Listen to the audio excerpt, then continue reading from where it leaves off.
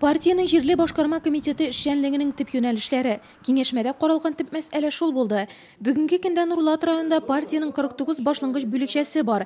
3000 артык әгъза, 1000 ярымлап тарафдар исәпләнә. Сафлар ел саен ишәя. Быелның 6 аенда гына да 40тан артык Нурлатлы Бердәм Россия партиясе сафларын тулыландырган. Тарафдарлар саны да арткан. Киңәшмәдә башкарма комитет секретаре урынбасары Ралия Хәсәншина җавап. В этом году нам нужно принять в партию почти 60 человек. У нас план идет хорошо.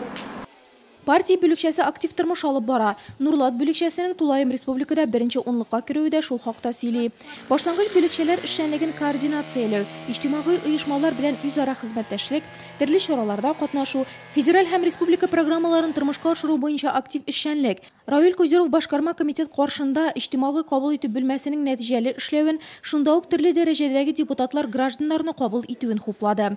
Киңәшмәдә урыннарда партия бүлекчәләре эшчәнлеген яхшыртуга бәйле агымдагы һәм оештыру характерындагы мәсьәләләр дә каралды.